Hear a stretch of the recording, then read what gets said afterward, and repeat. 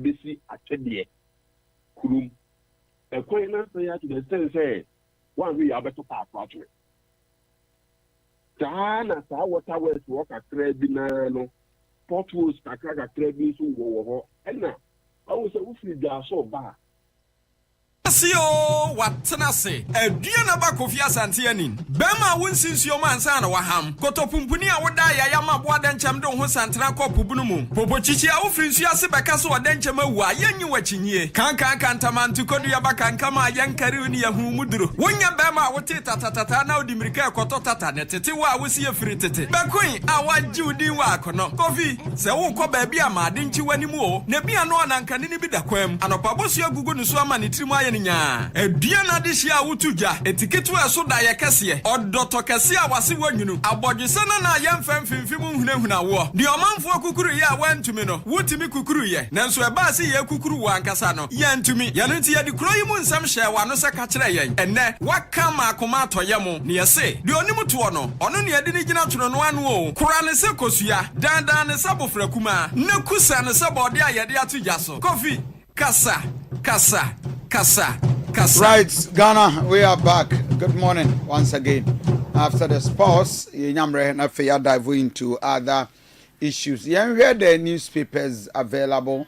So, Ojama, you read the newspapers and I'm paying.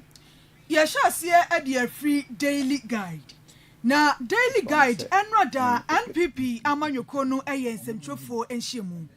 Na sa ensemtofo enhyiemu no asem wo muka nyinada ene se wo mabie wo nomination forms na to mu a se wo opese obefo nomination forms and afi filing fee no wo muka bo mu a 600,000 Ghana cedis kanisika 6 billion na se ne nipa enum e na aba daily guide a wo manimu da ha wo pese wo mutu franka ema NPP amanyoko no Dr. Bawomia enfoni da ha Kennedy akompreko e Japan Dr. Yawo say edutwum so wa ha Dr. Brian Champon and onwonyafo kwabena ejeye Japan engineer so ne din so say ni pa so kwabena Japan and no launch any campaign Baba me videos of kwabena Japan and whatever he said there also a strong MPP and an MPP how MPP beat me apeja is the priority and Enra I observed something kwabena are very organized kwabena very corporate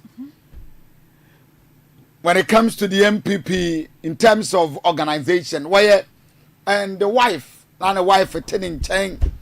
Nah, yes, yeah, Kasaguna soon. And I looked at it and I said, wow, this is interesting. But you see, Mommy, front page in the daily guide. So you have the vice president for the MPP in 2020, that was 2017 up to 2024. Then Canada compared Japan had over 30% there. Now, yet here, Kwabena Japan. And I chose to live in a way that will honor my father's legacy of dignified service, justice, and fairness. My long-standing dedicated service to this party is a matter of public record. I have dutifully served all our flag bearers at the onset of the Fourth Republic as a young activist presenting the MPP's party political broadcast on GTV in 1992 during the Adubuahin campaign. As Secretary to President Kufuor, as General Secretary of the party after my overwhelming victory at the Tamale Congress in 2014.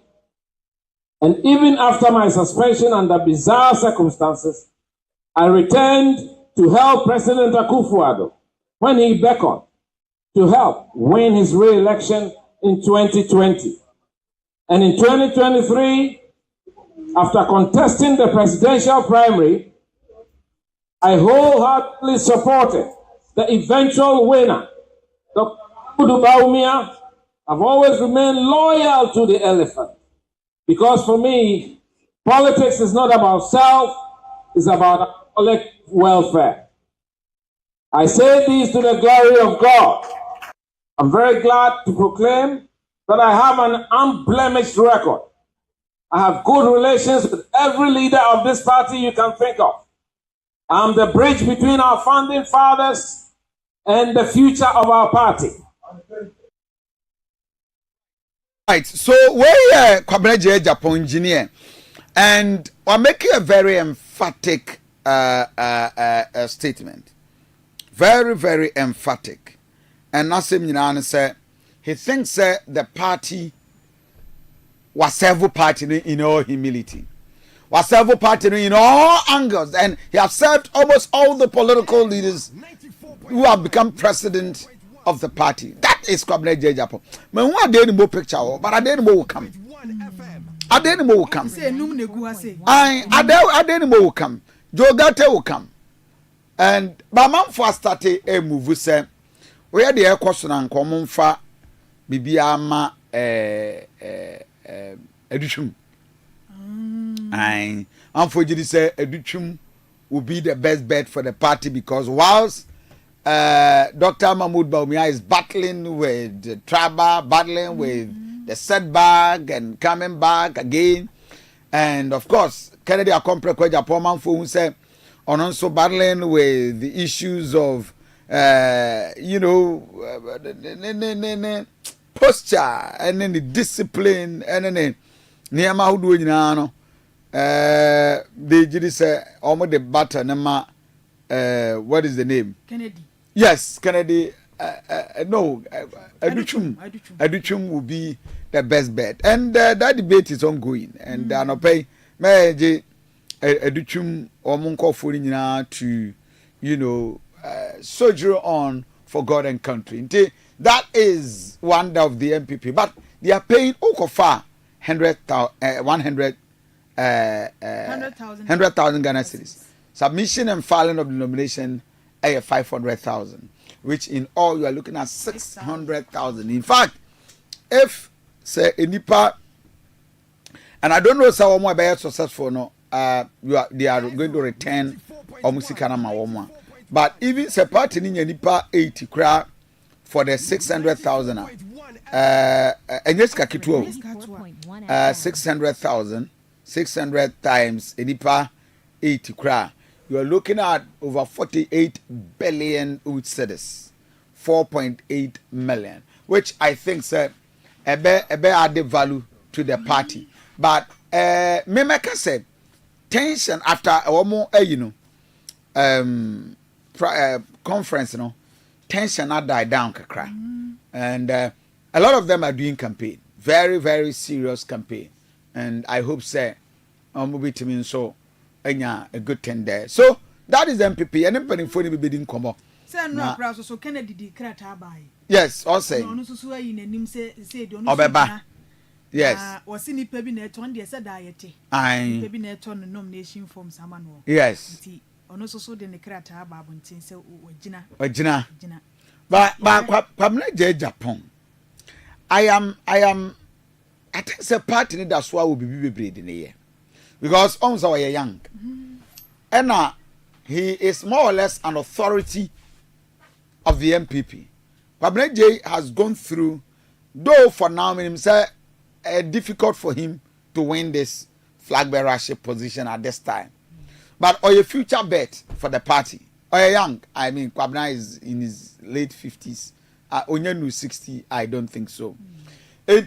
On position who I've loved who's Afoko Numko and Afoko Aira. Afoko basically is out of the party. But Kwabena stayed positive and will play the cards very, very well.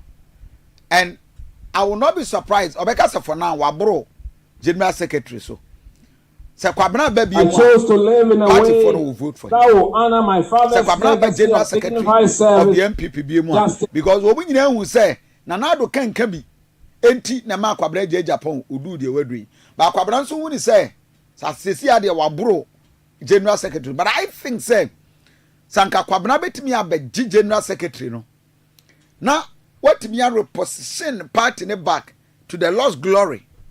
Now the discipline be a party him.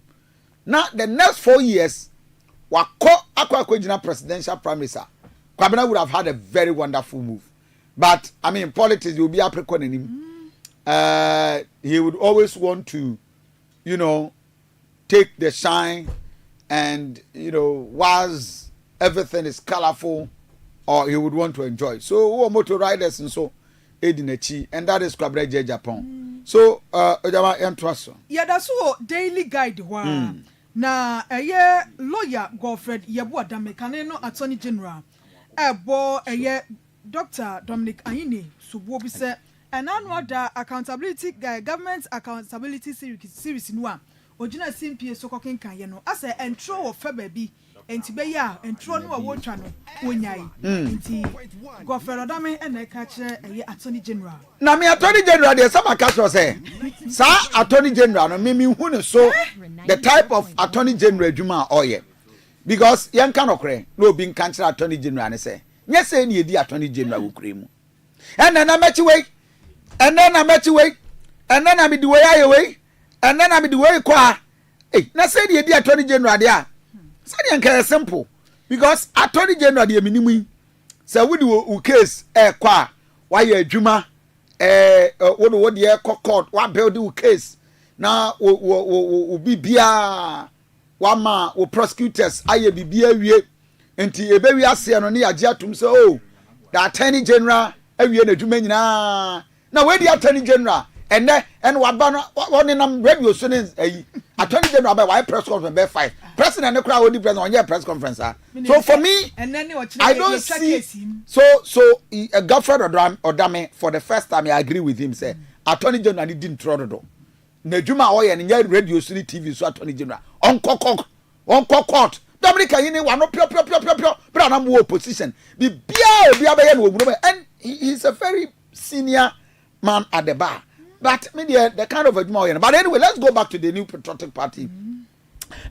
One more declaration of their readiness. Ubia obekwa kofa forms and Kwabena Japan or more Alancho campaign, many other people, and so go out. You need the national organizer of the party, Miaminu Henry and Abuache Square, and a B. Now you understanding the modality, the process, up to when. And a bibia betimi akoso Ezra TV, Ezra Radio, me di Adriana Bakofi Asante in cancel and open mo watch mo akwa amra Ezra TV, Ezra Radio. Reverend Mejuso Number 2 bibia bako de. Reverend bibia bako. The radio say enrana we had all the communications. I think enra chimpo mo be mo nominations 600,000 in all for picking. Man for say was rodo. How did you arrive that? Oh, that be initial. Oshe na no aye to aba na em say 50,000. Yeah. Na wo ba be file na I think say 350. Na kwa 500. And you National Council ishia na nya adwin say be yenye file no 100. Ezra 94.1. Yenye picking of form no 100. Yenye filing fee no 500. I think that it resonates with the times you woman into and yet too astronomical, sir. In fact, maybe Crown say the run of the elections here, a lot of additions the delegate system anymore. Nina will require resources to get all the ballot papers printed, security people, electoral commission, and the Crown to cross and Kenyan 1 million.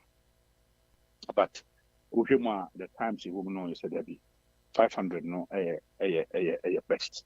It's a argument for what?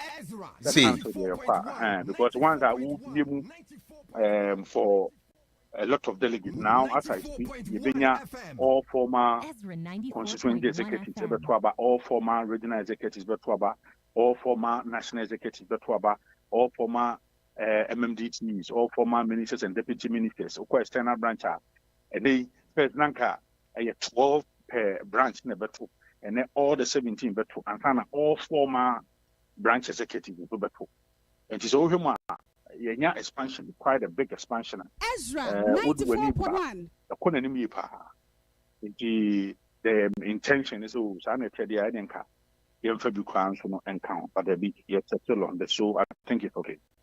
So we've seen communicate my roadmap, but for the purpose of Metiefua, be a woman to me and kind of 81 opinion. What is the roadmap? Maybe the bank and Yabekwaku or the process? Oh, Nyamia Dumwa, Enra, Yamapan, Obia, or Pepia, no timber for meaning said engineer, Japan, Enra, Ebefa, Nedia.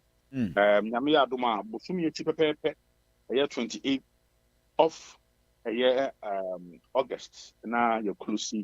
A year nomination, no. Your bear vetting, I mean, Charlie, and Union for Sonko, our Wasun party, former defense minister, former MP Menchia, Yawafa, Dr. Kwame Adokopo, okay, the vetting committee chairman, the Amaye. The Oscar, the vetting, now September 15th to 22nd, no, so. Any bear now after we are reports recommendation to National Council so September 29. Now say obi assembly petitions be nani anyo ho vetting report na or akonya say or the petition beba and also from 30th September to 3rd October. Na National Council here October 7th. Now after the publication of the nominees now yet petitions now after the publication of the nominees number October 8th. Now your balloting also at the court Nyamia Doma 10th. Now after notice of full no so about Ezra 94.1.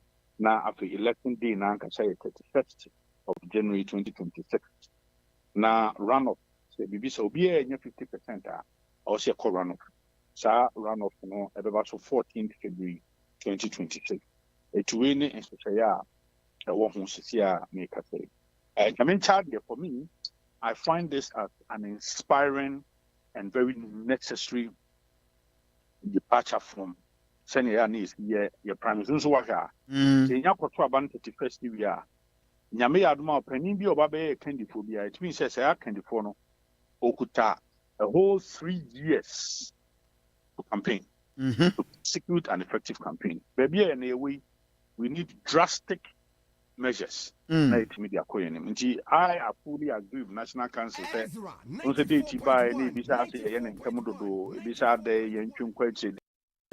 For me, it's one of the best decisions in this current 94.1 FM. Kofi, unza meba with now work on Attorney General Hassam. Attorney General Niama or Yana Tuka, Ewu Kruma. Yeah, and that galam say, I jinx them everywhere. The bear partner who say, national security, NDC for now, question national security uniform, Akopam Minerals Commission for every office, Akopam Forestry Commission for every office. San say, yes, easy of machine. Kofi MBB Abrasu will be sada. Me say, we had issues of this national security, but I mean, to that a large extent has been a problem. And they report for the banet as a national security for a bonk for my galamsey. And then Kofi said, and this for share Ghana for both LGBTQ at that time we Ghana the intimate fire attack. Near Timia Mamma, you move on it, and Timia Boura Ghana about such a monument. Say Independence Square, Ababa Filman, Dira Mahama Bosso share, and then all this war, all this war. And then I come in a shoe.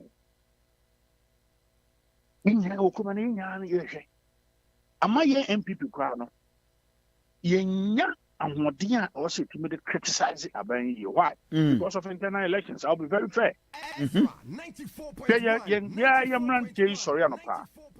They spend more energy on internal elections than criticizing the government. It's Yaya who you want to need Caboy on side. And Yamin Chardies, yet me, if you want my jabo, Jenya baby, Yame, Eddie, Bidia baby, a Chasu Yenya leader. Now, when we have our leader, then we say there's direction. The boy. Within this period, was more searching for the leader, the excesses. We've seen the heat of Bobo Baya, and then for now, after my conference, there and yema eba from kakra. What are the measures I'm going to deal with that excesses, those excesses? In fact, in the guidelines, Mijidi said, an election, so only the Munyam for Omunimudu, Omukuta, massive respect within the party and even Ghana for Obian campaigning on issues. What you can do for the party and the nation.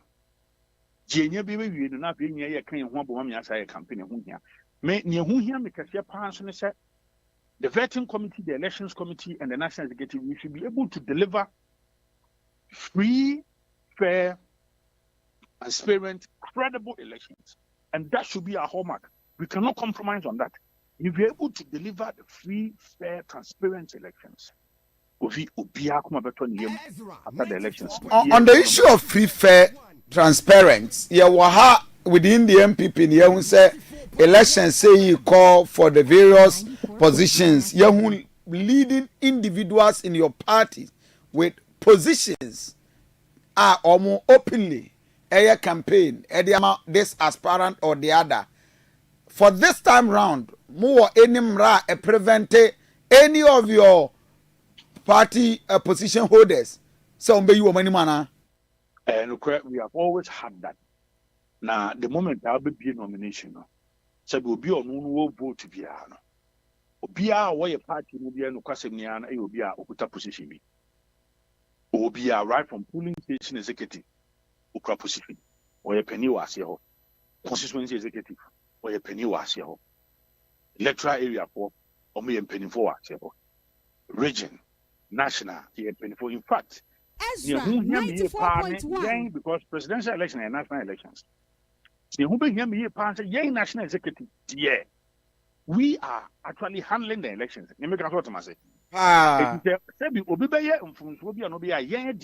We are totally barred from this because the election is being supervised by us, National Council and the Asset Committee. General Secretary is the chief spokesperson of the party. And I am said 2 minutes with the vetting committee, elections committee. So as for national officers, supervise elections now. The chance says, Brano, who the Bemudia and the neck, and Yakwa say, on your mobile crank Casacra. Because everybody will be able to Ocean Penifu, BD, Ramamadu Baumiechi, Osho Moy BD Kennedy, Osho Moy BD, a year Europe and a champion chief, Osho Biana, will be able to position. In fact, there are even some who already they are even occupying positions and on my contested presidential. Sure. Exactly. What I will propose, they say, look, for us national officers, there be because we are supervising the election. But that means that for now, there's no clear-cut rules. Our new in terms of guiding the elections, say national officers, regional officers, we need some that will prevent it, but it's just an advice. No. What we have is that we have it. All that I'm trying to say is that sometimes it's been very difficult to implement. Okay. It is there. But it is very difficult to implement it because right from polling station to the last level, everybody holds a position. And almost no delegates no that is why I make us say, national officers there. We are supervising the elections. So for us, we can never at any point take side and say, and I see me near Debbie. Say Nayepe this clarity on the election process, and I be a permanent enough here dealing with other national issues. But as a Akotia, and then I be the candidate in the better friend. Okay, I see. I never found him. I'm not going to open by year man for a baby. More you will be. Oh, really? Reno was a very beautiful process. What yet the committee? Oh, I see. Headed by the Eastern Regional Chairman and Eastern Regional Secretary to your committee. Miniaba Honorable Abena Osiasari can who be Michael Watchbefi can who be Eastern Regional Focus Chair Kennedy Osenya can who be Kwame Kudia a former regional organizer. I can't be. And ma omutu minister omuko akwatia. Omuko you know, in fact, all the interested parties can say. So omuka simprimprin ye ko a year primary spa senior MPP akwatia sitiam ombechiche. Entini yomudi tumi no e dia ma a year committee members no. Omo adomo sukwa edin amoba betudwa bia no ombesom. Omo domo sukwa na edi Solomon Kwame Osumedo na current constituency treasurer e de betudwa. And obia som na no Monday and omo ye a year meeting na obia no e declare support for Solomon Kwame Osumedo nti ene ye consequently delegates conference ye be pan ho ntoma e de a chere e bibia. Oh, I see. So we had a very smooth process. Very, very, very smooth. And we are grateful to everybody. Obia Tiase, Obia Tunu, with one of me interested. There was one lawyer, very respected lawyer, no war.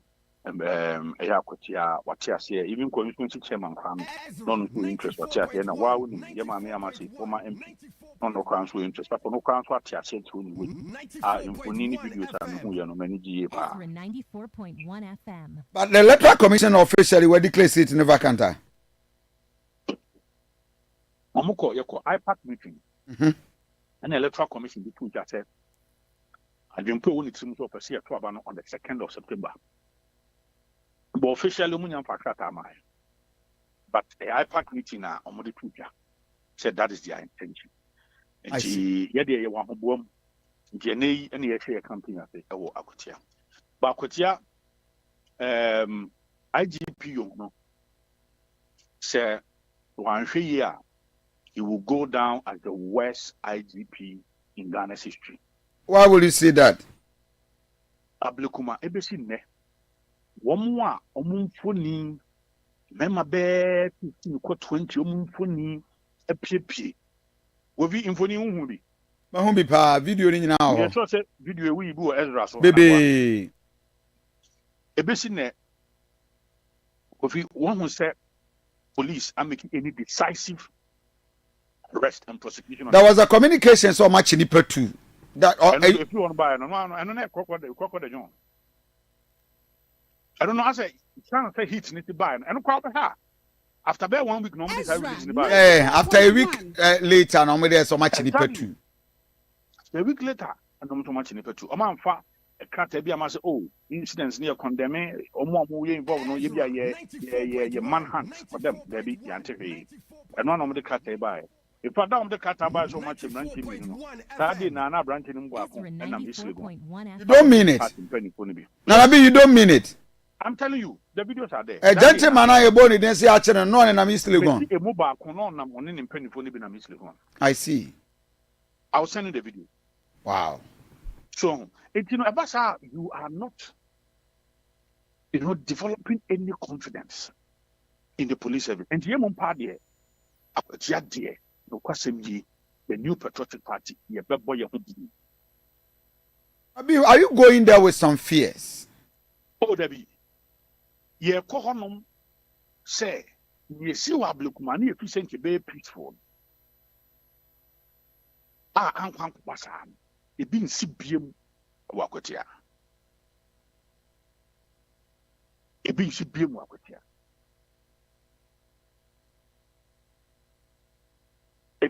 Wakotia.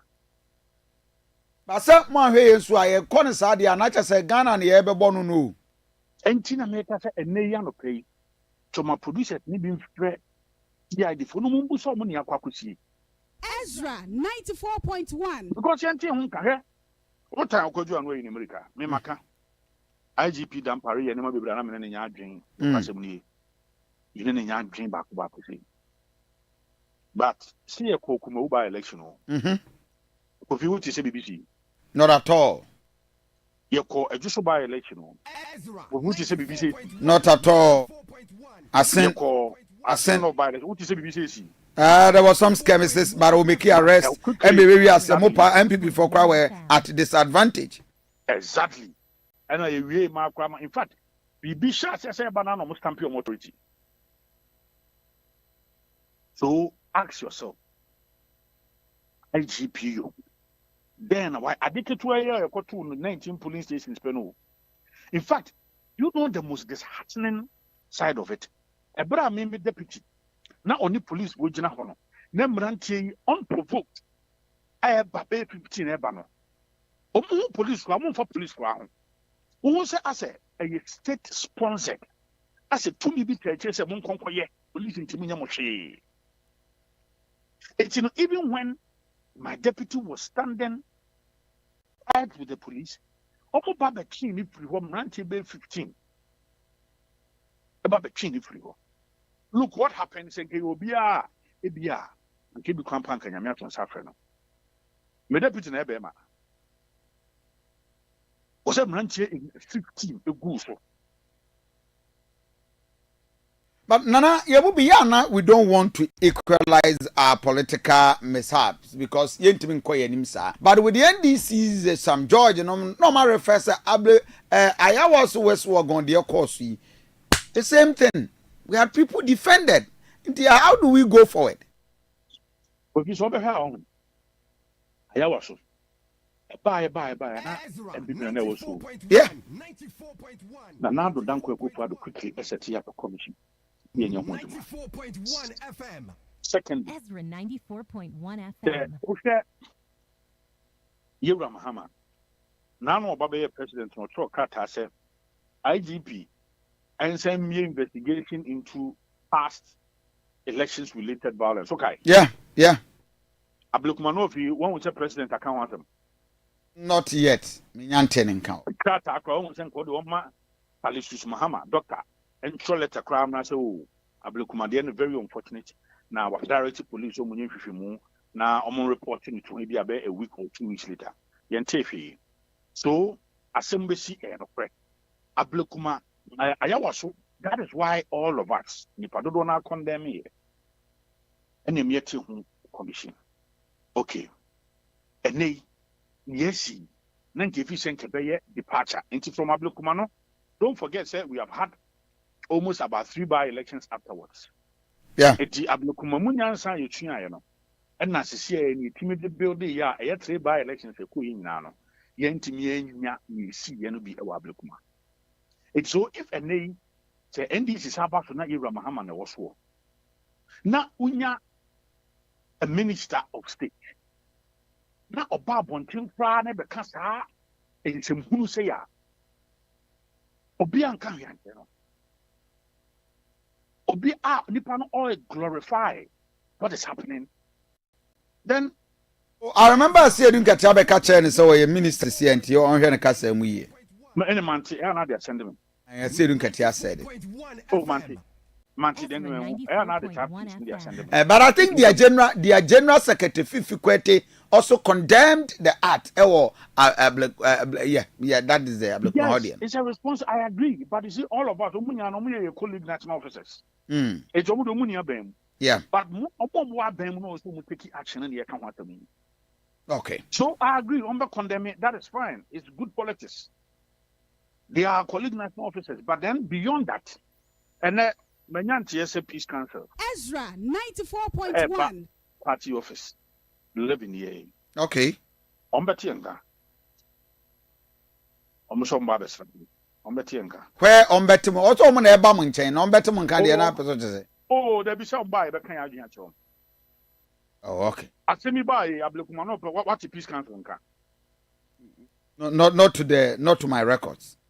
And she Omoba, I see. Now, Obia sent me a message, say, Enrachi listening to the Attorney General was say MPP for Dodwana alleged to have stolen government Sikano. Dodwana eba for plea bargaining a year deal. They are returning the monies and the Binumukrano are ready to offer about over 60% for them to be set off the hook. Is this something to your knowledge as a party leading member? You see, Attorney General or the name of the ACC, who said, for me, I think he said that because not opposite. You're I'm not before. What do you say now? Attorney General is a lawyer. Yeah. Good. And run Brad Simmons, Eddie Ababontin said, records are a Bank of Ghana. No. A year, Unibank, almost 60% of a car, no more, no. For the attorney general to say almost 60% and 40% in the Jao Mako. In fact, we share our documentation on the camp, almost say 10.6% penometria. It's on what basis? And now, attorney general Akate and you Unibank and for Enco free. When Muntia even 60% no company. Now, interestingly, from records, now it means that potentially the attorney general be within track Ghana for. It is saying that all cases and cophobia, but because you see, attorney general is doing media trial, which for me is most unfortunate. Oh yeah, Nanko Bonipani say, oh, maybe I assume and if we are actually or see, oh, Mr. Semi or the Sababa, we also the Sababa, and I say we are accusing it for sin, and I had not court for sin. But this is what I do. But no can you are more than one country, or can we know debate to say any Unibank for no 60% to Mutani Jomako? Now, who say, or can not all the old super do not the baby Namdua. Or cannot the Australian Ghana for against 1 year. MPP for them because it's a KB or fire from the Baba. You know what would you want country? After you was any Unibank and so more fire, Chicano, or Munya and be the 60% about. Then the report are showing that it's not even true. Now, if you then will be after then I see a party, I will say when you move 60% to 40% on Fankovi. Kokodi. How? And as I go be a baby, our year Juma after 4 years, we bet 60%. Or 10 feet now the Akaro and fast forwarding in Anwafa.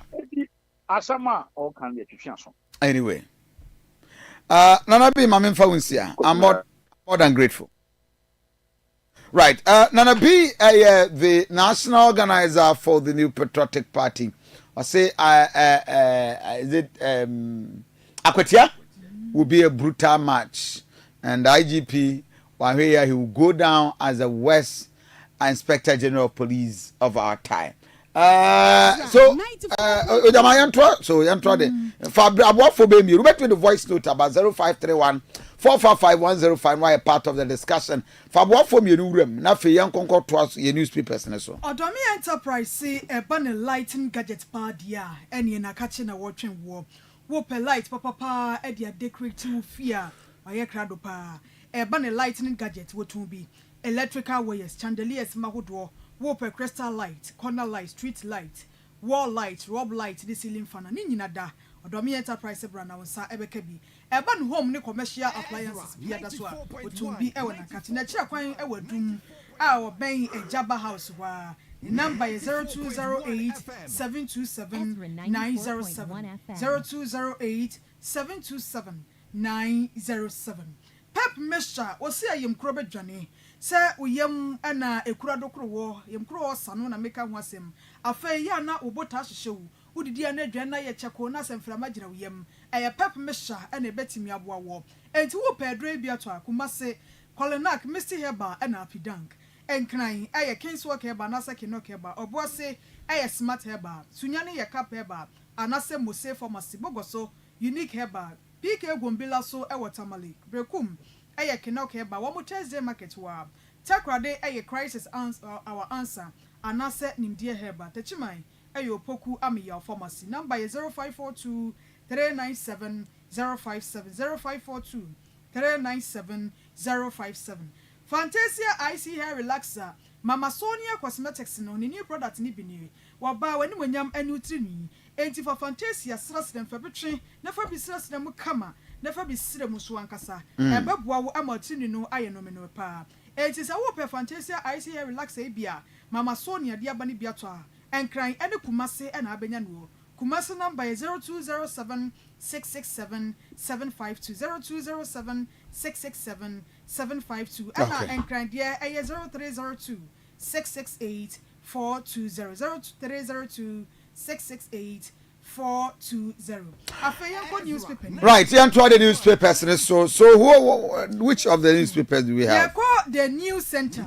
Okay. The new center so kratafa etoso be se wotwe ebo amane. Se nakofo at the 1.7 million US dollars gold that woma jianku a. Yes. Akoma gold board. I saw it. In fact, me aminia Kuma Sami Jemfi sent them to me and I watched the video. So wow. Yes, it Togo for Burkina Faso for Emranten and our master good no go back moment far from Burkina. Nti border no so a no so ana narcotic control eso wo mumukia a bo wo pampe ye you go 1 ye you go 2 ye you go 3 go to 4 1.7 million. Hey, in fact Ghana's cow how Etisika so ye bre. Etisika so come there any gold in the go no gold bars. Yay! Kofi menya ba ko pekra. Same ba ko pe mami na ben day. Anyway. And you all about momodin. Oh my idea. Now minority force so kasa with the new center kratafa to so mienu. Wa mo twem se ene abanya wotisu ase eba ni sikasam we gina no a waje ho subo nyina abon ho so no na aboa wona na aboa. Na drum kuma no kire se ente sa de doctor atofo na no da media budget no be kan ye no efri NPP amanyokuo no so nkakra na bedue mu omo se said ye wo hwe international reserve no a ebra na adote so no be na ye be say 8.9 million US dollars ana say na pedem ko be say 11 point something enti no efri na ado so na be pie mu ewo orajo mahama say on Ghana politician abase ye papa no obiare no ho twitwim bone no so dia nya ne papa nobody is giving credit to anybody enya dia na obia we're talking about Kwabena Japan age is 63 years and somebody just shared that with me and Kwabena is gone when after 4 years no number 67 yeah he looks very young Kwabena looks very very young in his age and he's blessed wow I see. Just the new center was so and say rounds makumaku 2000 and etuo makumaku aduonu 20 and wo machire ewo Ghana airport. Na setwe we nyina enya boko ne binduri ni na regu no na eko. That's where it's going. Enu akro ya. Sa akoya na so ba bepe NDC o say eto obeku wo mo mpanimfo yi. Binduri abranti bon here mame hwahwani also later kra no so ba be president kra you don't know his name look at him this Binduri boy mame hwehwe so etuori nyina no den one debre wanyamra se bedwani ya hodo free was one of the popular NDC boy otu omofo da bia say to ewekum omo mpanimfo no and the name just ringing a bell. I've forgotten the name. I think for item beat my boy. But we have a Facebook page, Ezra Radio with my share. Thought and so WhatsApp number 0531455105. Yes. So when you share glory no to us. And Sabre so courts abo Baka Voma. Yeah. One more abonica 3,000 Ghana cedis when they can the park case. I know our scene can the pass you to know see. Okay. Baka Voma. I bought abonica 3,000 Ghana cedis. Yay. And so there. The Panchan with the Miabranti will money. The party by a channel. Now about opposition so a channel. A teacher say, Ya chinwa, your uncle for party more. Or my Bible munyabini. Or to opposition so munyabini. Because no crowd be kenti. And this is where we are. Not one chance we say when the love of the country is in you. So no dear no know about time on yourself. No, and I make us a son on yourself. No, no about no. I didn't know what the party in Mukra. Back a becca. Been so I know you been need. Because told her, or more Mukasa be no moon ye bini. Who did I in Casso? Who did I in Casa? Ah, who did I in Casa? Debbie. Oh, bien, what did you have a Casa? Who did I in Casa? Trust mammy. The new I nonsense, Abu Abranti, Kevin Taylor, Oba kuru mo kwotena ready good back we Martin Nkabi. Dabi o. Mo udidi ayen. Yes, was Abaku. Oh, udidi o ma ho kuma se. Udidi ayen kasa. What you say? Ewiase dede cho politics. Misi udidi ayen ya de ben. Yen kasa eno no. To aso. The new publisher Dom Kuma no ada ha sei. Eye kwadwo opon kroma wa ha. Na Dr. Ato Forcing o maisa na hene so foni da ha. Na Dom Kuma no kasafa na anu media budget no. Omo kyerɛ sɛ de omaisa na hene bekenka ye no efa ba bi no korafa enfa so fa. Ti achemu mienu. Ti Dom Kuma no kyerɛ so omodan tuadi. Na Mustafa Bandi so ba mane.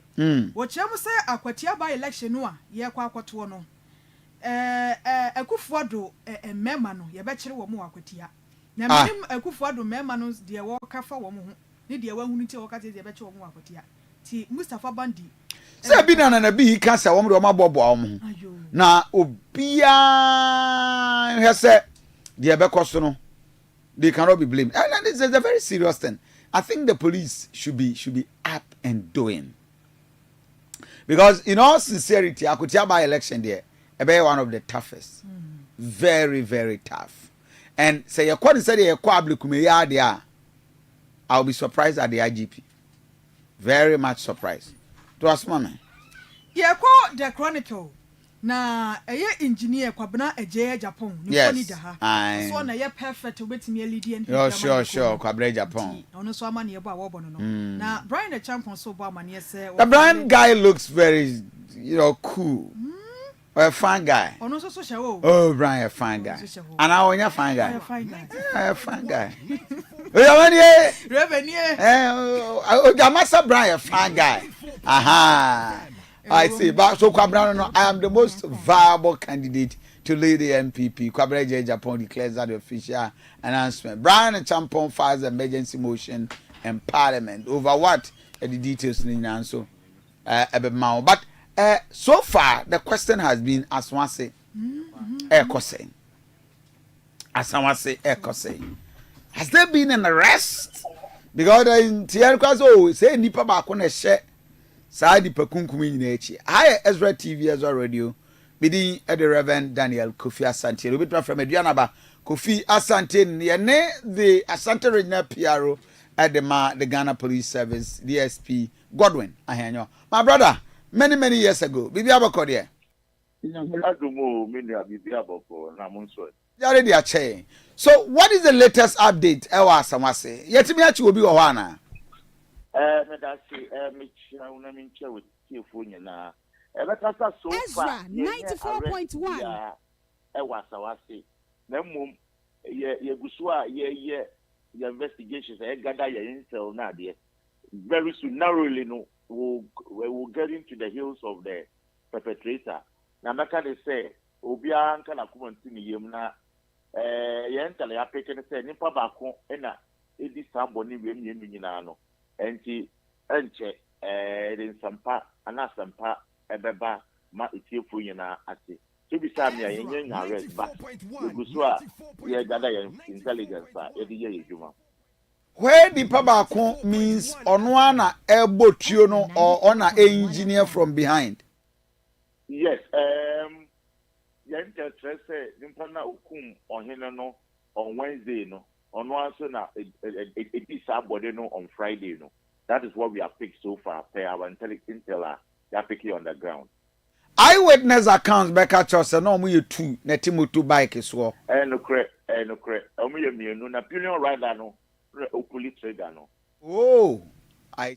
Osha smoke. I don't think na Yabani smoke ni Jalabia ne. Sa inside any now as I was say any potemu obia insana moto so interest on your money finance. And rano be some say me nyamwa me misanti Friday omu ko omu juma na omu inse jarabia so. Directive from Resec. And meaning to me in no, but a directive from Resec which we have to enforce. And this will be as a visa low to visa. Resec or being and for now, the end they were enforced, Sa and Brana Resec just took Guano. But go back Friday, you shoot in Friday. Yeah. And see, Friday, you know, is part of it. Nobody is supposed to wear smoke. or any atade 3 pieces in your mano, Eddie Beko, Eddie Benanti, Chrome, Eddie Betina motorbike. So there's a social media video. Yeah, there's a social media video circulating here about 3-4 young men. A big trainer will be share white, shamos, normal, fugu white. Is it fugu? I don't know what to call it, but straight dress white. Na or your call. And manufacturer, so this is a young man behind whatever. When you say video, nibi. Yes, we say young kasa video nunca. Wada Roma, we not mama producer na wa share with me. Yanka be me de. Nanka be do e fejuma ma. Mama me pay mfonso aswate. Na say the be ejuma na ye de ayejuma. Eyi, you say there is no eyi bia in anything. In the video be bia, yeah, so every information that comes to our way, we'll work with it. We will actually work with it. You see, we are there for every information that will come to our doorstep. And we'll handle it and then we'll work with it. Even as Obi Okaya, and then Mr. Suma, you remember, away from paying for no sooner, no my then. I see. Should we say so for now? Situation now, no, you better lay the fears of the residents. What this attacks here now? Oh, we are laid their fears. When him say, "We back as a was here, we share security over, we cry, we make sure." You see, I know every 50 meters away, be a mountain roadblock, a snap check up, so the police fast sling or weapons, a general point TV. Motorbike Pragia and 24 hours. So when him says checkpoint, first not a year in the room, 9 months on a public for now. And then over 24 hours. You may you won't go free. It is only about you were free. As I was saying, answer what could you see? You ain't a measure said you go to forestall any future measures and not be there. They see that is one and two. No, you're engaging. Opinion leaders, the chiefs in the area, the youth leaders. We are all doing this to ensure, say, Saturday too on Wednesday and Friday. It didn't stand to see you. Many even the entire Greater Kumasi. Can we confirm that the shootings are linked to the tribal war ekoso kosase mamprisi ewo atividu mantemi, or it is just a normal business targeted killing? Minia, Ezra 94.1. Crime is crime. We are investigating a murder case on to see actual suspects. They are interrogating what capture the motive behind the shooting. It cannot be in the remit of the police to say it is linked to a particular conflict and not the it's a drug only be speculative and all that. But for us as state agency tasked to protect life and property, apprehend and prosecute offenders, we are looking at for the perpetrators of this heinous crime and then do our investigation, put them before court and charge them for murder and then again find out the motive behind it. So we are just calling for calm in the area and ask the people say you disaboneno nyaminti in repemuno and sebesonumu and sesonu so mama Ghana for aswati. I see. Beyond that, I say there's this fear, especially Asante region, the police presence on our roads, but still, the issue of robbery and now I can say, and Pabame, Sokoban area, just a community, every day we are warm, and several other incidents of robbery are ekoso. What is happening? Kofi Bamenka, the Chronicle say robberies are recorded Kumasi in recent past. I can just suspect in that. Now, when you say in a society that we find ourselves, there are different characters. There are more and more say and like I said, crime cannot be eradicated entirely. Definitely, we will record 1 or 2 crimes, but when we record, it is our duty as police officers to apprehend the perpetrators. Like I said, yes, it's here, but it's our duty to also protect the lives and property of our citizens. And your citizens, police, presence, might be felt, but you need all the areas at the same time. Ezra 94.1 FM. If you are not Ezra TV enclave, near to robbery, and before I pay the patrol can be doing because we share your ratio as to police civilian population ratio. No, is very, very low. And there will 5 and 5 times. But a year, the NSA say change that from no. But best set me move on to say, yes, yes, na yanantiemu yaniremu na de nyina no you say that we don't fall prey to these criminals. But I can assure you, say, we'll fight the crime and fight it very hard to bring it to its very minimum, if not eradicating it entirely. That is an assurance to the good people of Kumasi. Drivers for are worried at the road blocks on our road, MTTD spreading everywhere, alleging crashes. Some of them are harassing them for money. Abedu Regional Commander him. If you Abedu Regional Commander him, say Ejumana Yedin Kwalane Yano Ibimu Ezra 94.1. The year NSM Pata Regional Commander near Bray. The deputy in his time of so be near Bray because near AC and then you see and I watch you betray me no. Then we don't want to record anything. You don't want to say it's a measure to forestall that kind of crime. You know, into we don't expect them for another point. So, according to the it is a different year. Sabi, ukwana sa police ni bi eje de juma no nye de juma ye ya. Bestro me wo ho. Utu aba me office, regional commander or the deputy or crime officer or uko police penny bi anima. Uko report ta policeman na. Ya betwe na so the na for police in Brakwan so because yent na say na obi engu police ehufi. There were police internal disciplinary procedures are yet in the because yent say Bonibia betu obia ewo Kumasi and in important. In the mesre Brakofi abayenim ibi abayenim ye mu hwehwe ye hwehwe mu obia obaye bidisa no ye betwe na so yenso ye twe na so nso a ye ba timemufo no so aso ate eno de meka ya hweo bra minia Godwin Ahanyo DSP ma menna wase anopa bibi ne be san ba wonchen. Right, that is the Asante Regional Police PRO. Ojama, to asumame na fabwa for me nuwrem na yenko the newspapers na fi yenko nkowie me me phone lines kakra ema yeti for na me bay enra okwa adwuma. Obaya sa ai ampa ba me sokoban area ha no ograi sokoban ai trade area ho ayeka no.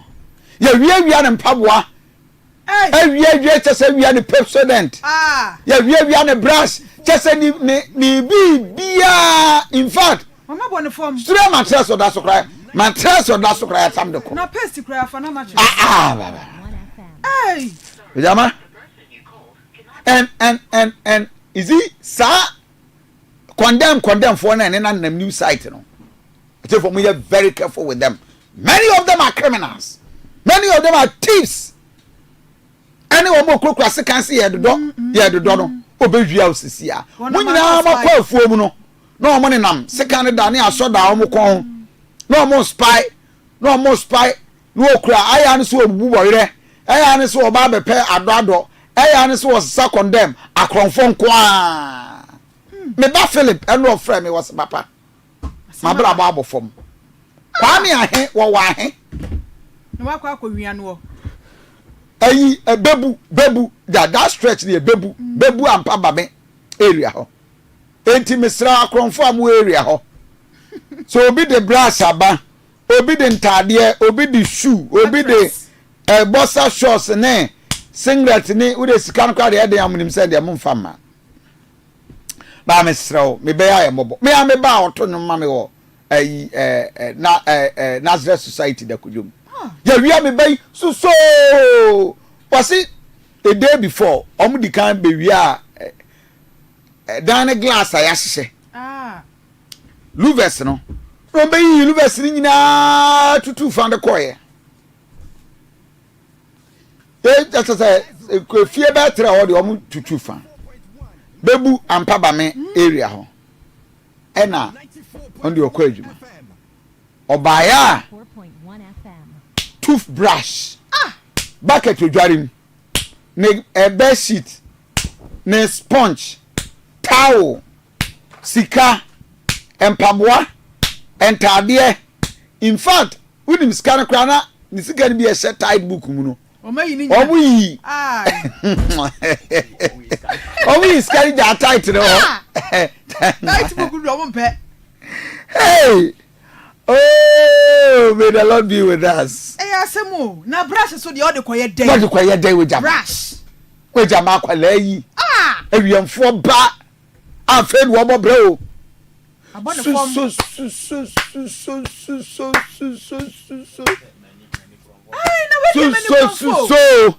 what me for brush ni paste ohuri fa dino ceiling so na be si dem ho watena che wia ye o akora na kwotena ho ni 2 weeks watena che e bi o kwotena ho ni 2 weeks ya ni on pa kwotena o ni we dan area cha say ayi o je na kwotena me fie ma me enu 2 weeks enu 2 weeks ya wia ni toothbrush wia ni shoe wia ni socks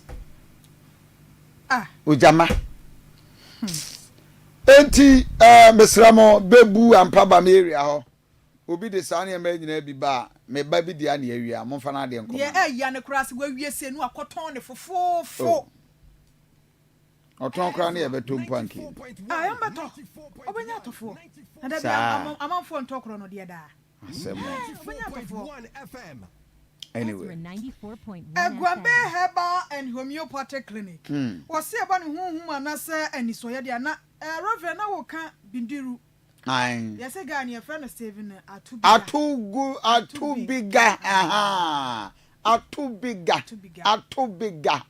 bigger oh thank you enti ye ko gwambe no na de buy ko Facebook oh okay ono so ni din ni ya sepa oh okay atu bigger sem na making Dominic Nabiga na de buy atu bigger sem na making gwambe si aba ne huhum anasa ni so ya dia wo na ka che obetimi aboa wo enti oye homeopathic treatment ope herbal treatment so oye bi wo ho laboratory services wo ye ultrasound scan massage papa hypertension na wo so diabetes typhoid wakwati nem ya de gono syphilis white chlamydia ni nyina da wokọ gwambe a wode ebibedro kroje e de besa ya de wo ba obu nsa wokọ fichikoma wo mu ha bebre wo tempentin kwa wokọ beso ha no e de amawo na etu akwan e wo adwesu donyina wudu wani chem wo donyina circuit court no wo ye adwuma dwada kwapem mefiada anopa no nso aba apem kwapem anwumre no na ya ba apem memene da ya anopa no nso aba apem kwapem awia no mensa number 0241587674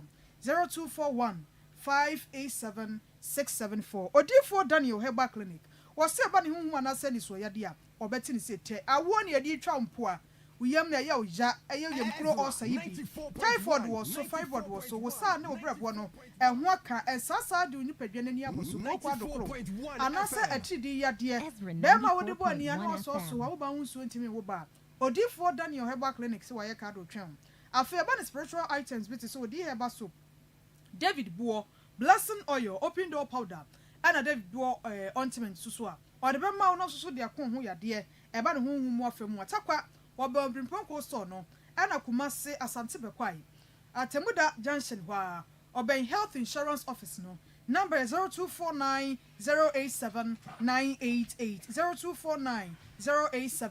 0249087988 Divine Garlic and Divine Capsules Sadro way ana kumayade bia womuo sa heart attack na wo so emubo yade hypertension esichire yade diabetes wiyamwatim ohwana makwa no nyina da na ote ye womu a eye Divine Garlic and Divine Capsules ana meka from afei ensanwayade beti se odepoa syphilis na wo so gono anase obebu wo asabi wo atenkaboni wati atenkaboni bi wo ne baamu a anase ne panty mu a divine garlic herbal mixture ne capsules na abenom wo enti kumase shops bia obodo mu abenya bie kumase Mr Herbal Kolinak Fredmans na takrade mensa nimdie herbal Christ is our answer na Jeff Herbal Accra Rapash Herbal Kofsam Kingswalk Angel Herbal na Nanabuache sunyane Green Light Pharmacy enti ntampa wo nom ne capsules no na the garlic ne so aka ho ne mixture no 0530 172 087 0530 172 087 Power Specialist Herbal Hospital Dr. Edward Yaji was makoma konkono eba hepatitis B C D A oya de afei se obrabo no senade adokoro ho no so agye ho was prostate enlargement se immune system no so benya hoden yamkro ulcer na adokoro so kidney stones nyada Dr. yi agye was makoma konkono ho enti ode edura badwa so hepatitis herbal mixture ne powder eyema immune system no edura ya herbal malames so etide yade adokoro wantempa na wapebia no kwafka herbal mixture pepun wabowa masebu koko hyewa na won so wanum bia hye edura ya herbal tonic wonu mo to wontimi dede no na no so wanum kala herbal mixture no so ho bowra herbal ne pharmaceutical shops bia no ebenya bia to enkran woma ya sabia ne chakwan kwabenya SCP road no Power Hospital bus stop lo anu manimu nie Kumase so feyase wodi wani chemu ewo Lake Busumchi road no na edua ya junction so anim nie Takrade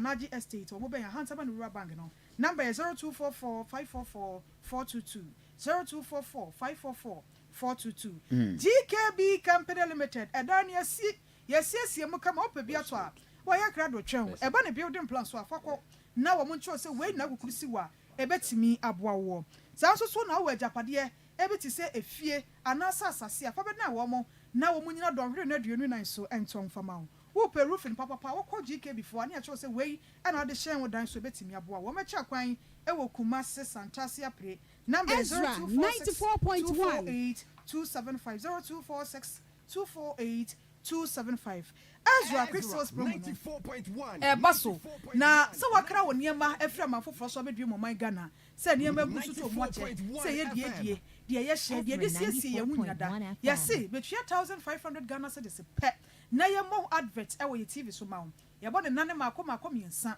na 15 for far guest so ye bodwa data e wo Ezra ye wo adum ye ben da ban trotro station no na wade tonde na wade beda ye no ya bo hu dawro e de amount ye se we no for sikaketua bi ebeji for so bebre number be frɛ no agye nchemu bi apromede so 0244 464 888 0244 464 888 Garafa Herbal Center Eddie Cleveman Mr. Bedwa so sisi yade ojonku na yo ya be ma mubo yade ahase ebo mpini woni paduam anasa wode bo ania no waso wonti atenka de Garafa Herbal Center ni Cleveman Mr. so butwe na ntimi muaw number 0533 420 666 0533 420 666 Semens Vital Herbal Mixture and capsules again ye born in Samranefa enti oba be ma sisi yade adokoro wo siateka na wo so anasa de bo ani anu waso so kwakwo adokoro ni paduam ni obu sa wo fichikomu ha bebra Semens Vital Herbal Mixture and capsules American farmer no me mixture no nefa capsules ne so eka ho enchemu bi abromede so ye 0244 718 557 0244 718 557 so for Reko Herbal Center at the Reko Herbal Mixture ba enti mo hona makwan ba bia wote ya kokko wo so pressure wo so siateka Reko Herbal Mixture na abenom wo ne do so for me promise herbal for sak herbal mrum apidank emrum sak pharmacy so e wo patase number 0244 470 067 0244 470 067 Jolofkin Adrian Papa Fie wo pe jollof fried rice assault and one adu ani ba kire enti wo pe ni akokọ ani giza sausage na se goat meat won ba ne papa mu di amaw se dwumade bia beto na so no po bi amna no nwanwan wase parties wedding funerals anase cooperative event to suffer no no nwanwan wase Kumase bro no nan omu okrofom ayedua setafo na afebo krom krofom number 0248 552 471 ayedua se 0589 26252 telephone number 0549 267 827 and a bokrom number 0544 0554 472 977 0554 091-472-977. Mickey Delivery Services and NY Sports Shop. Na when we wa accommodate say woni ema bi eya to so de bu pese ekotoma wa Mickey Delivery Services no mo ha pa ye beje woni ema no anasa wo fra ya eniema bi apese ekotoma wo aduane bi apese egebra no do hore ni kuma bi ne de wade abesi wo kwana no de ama wo afa parcel bi na apese ekogebra wa Mickey Delivery Services wo mbe ne papa mu de ama wo enye no nko NY Sports Shop so sports ho akade bia say football boots na wo pe say just na wo pe bibia da onsabeka wo mo shop ho afa volleyball net anasa tennis equipment bia wo hia bia no uko NY Sports Shop a osa ebeka bi tinche wo bia program dia so no na wa frɛ 0534 333 2598 0534 33 2598 and I said 0534 32805. Nane Mickey Delivery Services and NY Sports Shop Eddie Kasubum. Reverend. Right, so Ojama, I think that you better take for say and you've done a good job and not pay Tim Natranse, the lawyer, the good professor. Yes,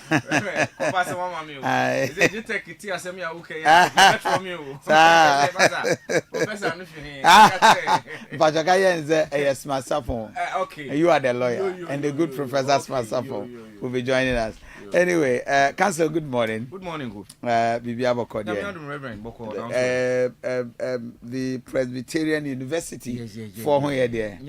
That's great. Yeah, be admissions. Oh, okay. Yes, indeed. I'm a lawyer for no ban or moba. Oh, that's great. And I mean the numbers are encouraging. Yeah, Reverend say Bashanti region. Oh yeah, for now. Because per the statistics in the numbers. For now, the students say war makola. The opportunity to go is high. Out as lawyers. Yeah. The opportunity to go is high. And to Uber Presby University Law Faculty. The opportunity to go is high. Now the good thing is say so crowd online. Yeah. So my omra may adverts now. Aye. So may adverts. One may adverts. But I say so.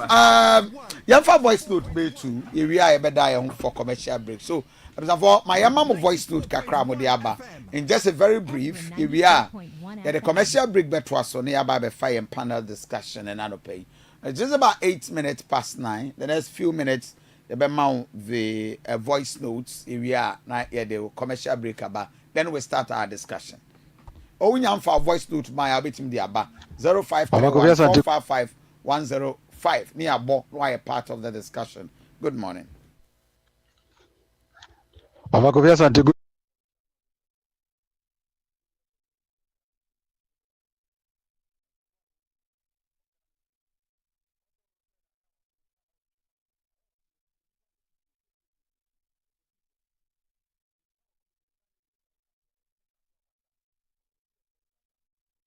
Oshe movie abada mo e de obotu na de ne ba ha okusi trimu a okoyi ono abo na hafa weapon say abo ha okusi ntia na ba no yi osaka bibi na ye kunkum ni pa ntia gufa de person ni kunkum ni pa organ na ofa ni kunkum ni pa organ ha obi an kasa de ekoso na ni ji hu ba se we nye propaganda we a omde be yi we nye kasa ombe gina so ya kasa bebo aba na chi na sei na fa mesre mi nuano ndisi fo ye nyina no ye bre obi Ezra Radio ni Ezra TV ahefo ni etiefo nyina the hard working and good morning Dian Kwakudu controversial man mami mo abaso ni juma papa udi o Ezra TV oni sema na machia obapa efia be oni bidi chama ndc no fuduko o tio papa machia ye boss abas mo eti na Mr.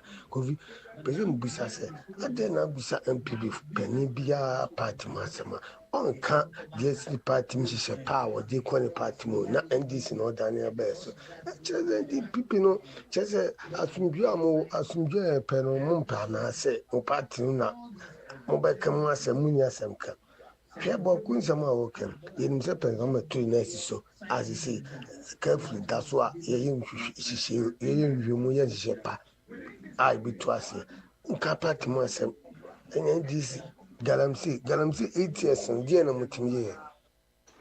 Yo, Ezra TV for Mama Chinda no pane mapa moye. Try again ni mikasa fro boasi kunka janshe.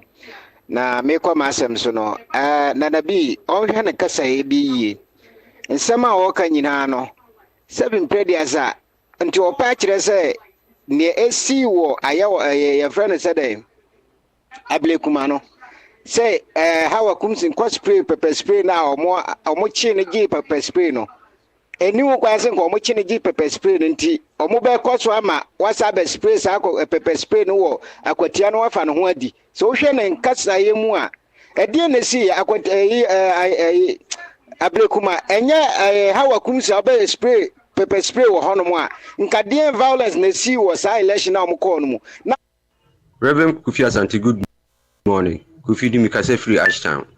Sankrofo na MPP for say omo aba bigina Frasas House.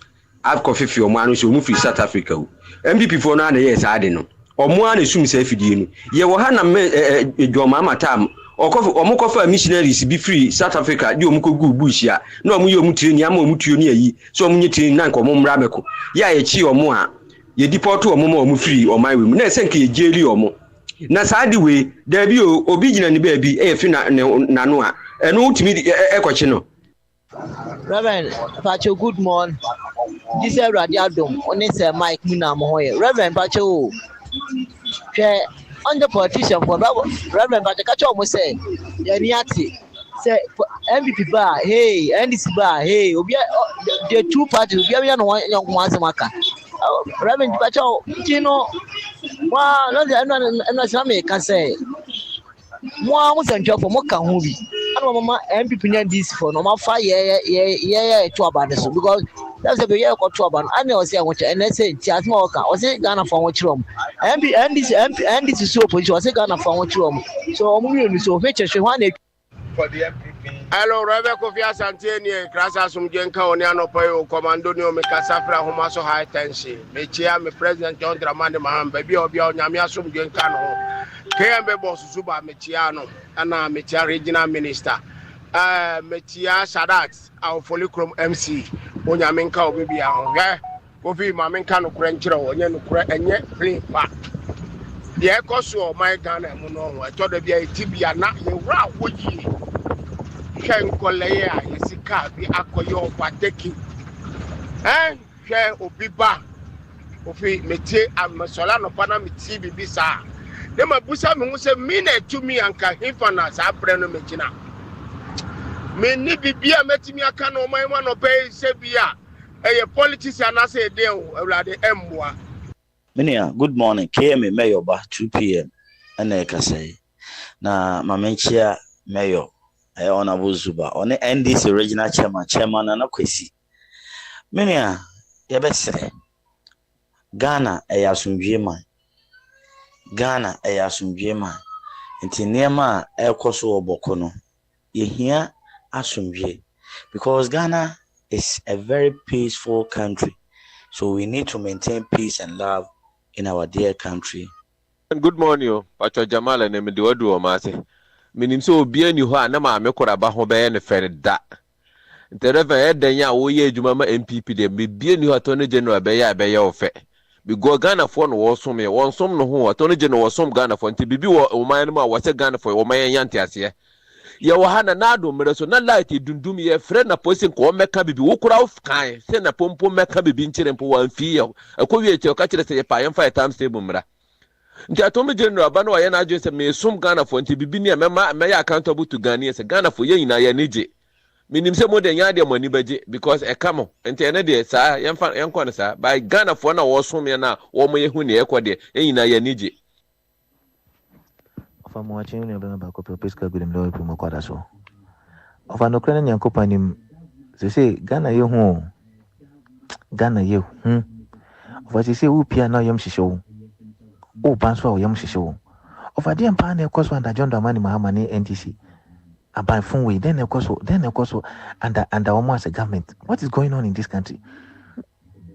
Of I say I didn't be I want to say to MBS under a byway and then Bawku you kum nipa se nkoko of under Kufado 8 years in yina nipa e wo Bawku just 50 8 years old just 7 months under byway over 300 microphone na wo Bawku to the extent say ene It may pull up a secondary schools at Chunkola a boom to what is going on under this government?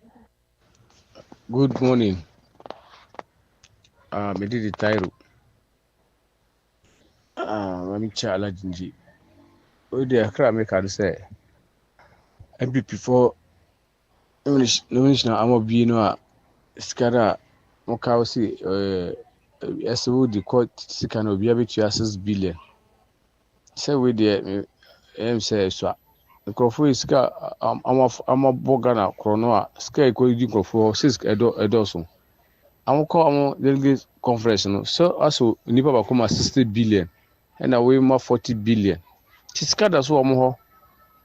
Na say akoko brema owu nti akoko brema nkwan. Yeah, good morning. Pachano pai timu news na mokan. You say news na mo maya na se mo ye politics. Mo kan okro my we mo o kan news na se mo politics. De hia na no kan ya fe na be jo mama se jo mama. Reverend, good morning. Akwasiawa taxi driver ni. Lawyer Justice Kodia, MPP General Secretary still maintain Francois, incoming secretary wa Ashanti Regional Usbempa, incoming chairman Ewin shares na Reverend. And then one motivation I was here gume. Ben and gain later. Yamin shall papa na baby I'm interest wopa ne say na o ka say wa ma akwala na nsum ne nkwala bremu a onyini a panyini na obesu ama no. Enti ye mranti bremu no e wo say ye adwuma den se ne be ya One say ade babade na kokodu yi say be yi nkora free school makukun mo no one de kofi de be bia man so yom be ba hono mo mo di so no mo ye maye na ai politics no yen film na Reverend Mwachino Abejafo nyina wade nyina be film de do ato bansa rasa so bwachim peso so we are Reverend Sebi asema oka Magdana semi o hwe o man achiche a ahoya mente me ho ase pese minkum nya minya na nka ye me political victimization ye ka kofo nte ase Sebi yewra no man this for be catch say reset Mira Reverend reset ase ne say say adada na na ewom no ye say efri mu na ye nkosa abiem Sebi di omu ye omu say ye kwa 3 times say na wo ka no Reverend Pastor, good morning. Ewa unia alaji obi mpa obi pe. Mami chairman, malan consent, aswansi chairman, still maintain. Reverend Mestre se o mapini kan simbia wo. Si bia moda benu no menu ana no mensa. Eya mo fanje djuma. Na bibliaso edin. Bibliaso edin. Ojiya wakacha me se mamunde yi. Onu na wada wo. Na wada. No se mamunda. On se ene ya bomu. Munya ho hwe. Je ba kwasu sinwe. Ese munda. Musiyenda. Onu se mamunda. Ampenya ampa musim. Reverend Kofi, morning. Smiling in the Drasaka constituency, regional minister in Amokame, and the chairman Sarif.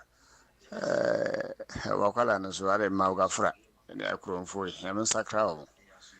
MPP for and Tassan Achiamo, the more Canadian tea, the Nanabi in the regional National Secretary Kainina. MP NDC Chan, Tromudin, Trogu, Kufar, so Hana Chan Trochan.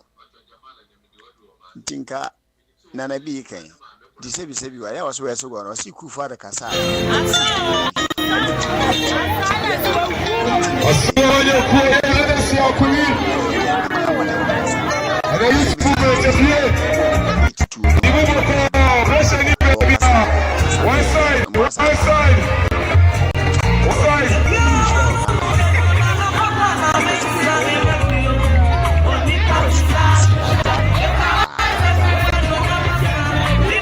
Right, example, yeah, Daya wants a very quick commercial break. Yeah, back. When Abra or dinner to from one Kasawakoyo political campaign, be sincere to yourself, number when you know, now baby, I'm not crying down fat to Dano. Oh, yeah, be a baby as a politics. And dear, will mind the HT John Mahama. This is where we are. Hey, the partners, and the idea may go almost as a ray. hey kwe ka ya bu nipa all because there's no peace somewhere nipa na area saro hey press up so ye be hu basa ya boache a reporter one of East region Nelerigu observer my uncle maso hi Ezra TV Ezra radio and these are the direct scenes over Facebook page what come and see press up 1 2 3 4 whoa pay ya boache Reverend Kofi Asante na aduana ba me ba chawo na te say Reverend Yemi Adom timi hu ya na muso e Adom sesi a 657 utimi pie ebo 2 pe okwa kwahye dem si situation it is saying sa pepe na o kano bot to pe say yanyina agale ekwahye dem asa na ete e wona le go ndwa and I'm say new direct FIFA ana omampanyini John Dramani Mahama adiama asrafo no ndwa na omosi ase from peacekeeping to peacekeeping enforcement ndwa na omodi ese ndwa so mo bedu ha no somewhere 4-5 thereabout and omobedu na Nelerigu ha as that time ngina na nipa bi edaso enam abontia omondi that time 5 no bedu and I just say people have defied curfew na no nam krom.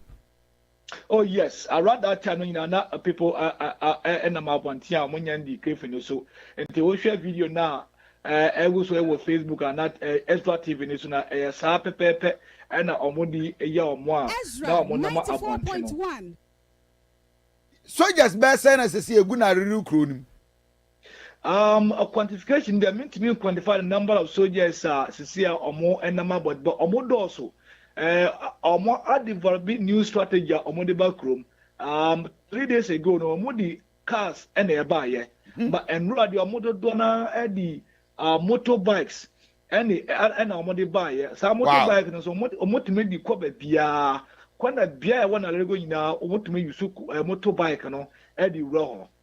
Wow.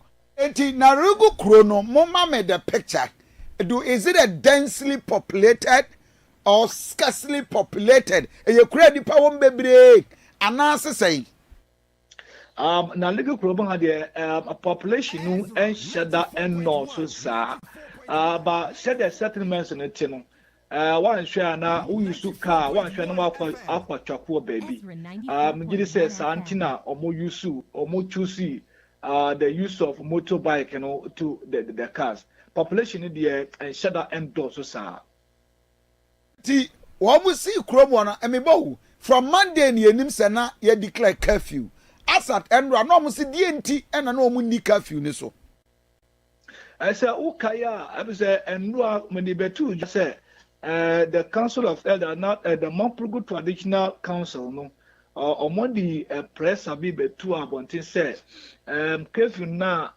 His Excellency John Dramani Mahama adia to Nelerigu no important so no enya adia the Mamprogu traditional council no recognize it as to be enforced Megidi say because of our statement and as our press now modi betu abontin no and na encourage omo ana omo andi kefi no so na area hono yenim saboko na wo mo ko ebotuo na Nelerigu kro nim die enti ne de kafu atoso ho nso ntokwa ne bi koso ana entokwa ne de bi enkoso wa ha no ba ukaya somewhere on the 19th on the 19th no ana the boy for be ewa Nelerigu Senior High School ko shooting school nkwala mienu bi enam wesu ena aban edi kefi no ebaye na Nelerigu ben boko. Yes, also geographical location now Nelerigu the ben boko and shete and ben sa but they are located on the same geographical area. Enti what are the activities ho schools enti that means say schools for ni nyina nso ebotu ano mapon. Yes, sir. On the government schools, the government based schools, yes, I'm no kasa. Mama kwai. Kwa woni mse mama kwai. Yeah. But private schools now more hano. Mo dey about 12 about near 2 kramba near 1 12 no mo nyina apon. One national schools back nso tertiary nursing school back bi so ha. Mo dey Our final students and see and more prepare on bachelor more final exams. Your federal and essential exams organized by University of Cape Coast and a couple of secondary schools now more 100 years. Say last 2 days na evacuate students in the echo fee. But I did worry about Kunsu. I want say next week and a year the start of WASI examination. Said they are buying Ministry of Education and Ghana Education Service and by Amasa Ankolai Ababa Chiramo WASI exams and the Omonian can be found. Eti Kromano saying, what must see DNT and beyond the press conference, you know. And that's the youth in the youth to know do an in them chrome. Sir, youth in the chrome, if I said, once the king of the land, no, I issue the press, I said, they are not going to, adhere to the case, you know. I'm sure, say it is because of that now. From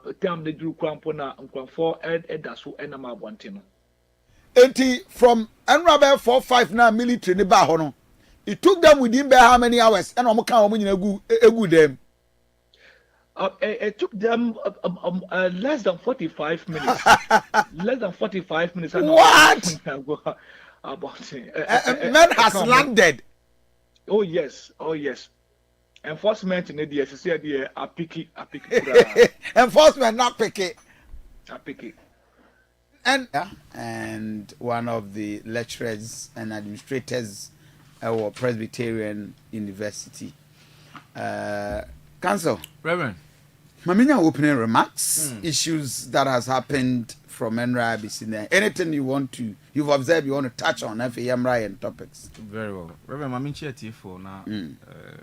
Menchia wapem so say na you kwa dey obeba edum so yes me hu me by me hu say arrangement wo ho a wapem so obeba ya amamre ni amane eja wapem so bambo na ma yeti asante ma mu etoyin it's necessary eja yewra yebo odi ana yebu yemu eche ono pay Reverend first issue that me pese me ka ho asem ye bokun sensem sure. And I didn't know na yeda makoma so because ade de dipa nkwa eko ana ji nipa nkwa fi nsem de a very important move ya also ordinarily no Rebe Kofi Asante enka bokun sensem no kenye say politics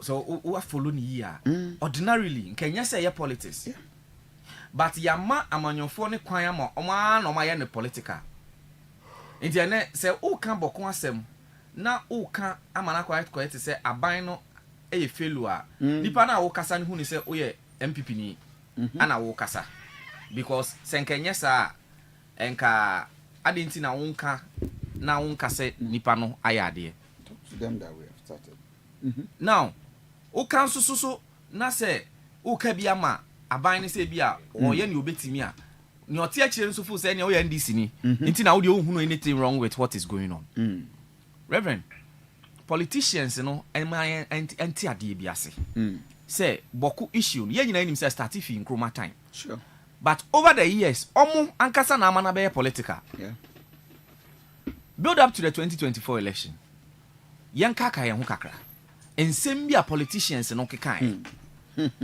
yanfa the current president Okoboko osese NDC na ewa aban mu ana ewa aban mu a Boko asumdue wo ho pa ana remenya sa no kan he's on record to have said that inti na enipa ni nyina adwen be yo mo se ene yetuma NDC a no ba ni a president ka no no kre asumdue be den ebeba Ezra 7 months down the line I think say asumdue no kra no a deplete ama violence na escalate even before the election. Sure. President Muhammad Biem is on record in Bawku. Ojina ho kan say Bawku ahimfu mienu bia ni ho. Na ye hene baako ene wo ho. That was a dangerous statement he ever made as far as Bawku's issues are concerned. And to the other side, a very convincing of statement. Course, because a person who was seeking to be a president is endorsing one of the parties there means obey president or this nipa na wa endorsing ne be adwuma and it or no recognizing no to him. That was dangerous. That was erroneous. Just say na enya say President Mahama can say asem no. Now ya baba be do say ene no ye nim say nyansabo akwa ye wura ebetimi asolve issue. But reverend omo mfa me for asanteman. And now me twa mu menhia na soldier forecast bebrebe di adan ene na esi wo menhia. Na che say kusase hene ne nsensem ekoso asanwase no ya mo ye wura ho ban a enye yie. Hwe no mo de be for area. Area so ti wo ye nyina nim say your base ni nasefo military base ni nasefo wo menhia all right. But ni any safia and panic, you know, military cars are ye hu. She said omo de Bawku ntokwa na free suru ho no aba abewura asanteman aba Kumasi. And the other side, beyond even Kumasi, Techiman, there was a gunshot allegedly to have killed one. Reverend, with time, no, Beijing, and how all areas. And so our baby in teachers at the south right now. What kind of Guinea fowl order? Ezra 94.1. Yeah, that time, not kind. The Guinea fowl up north. Amukuntokano was Ruama, Nipa be no that hospital was south in Hano.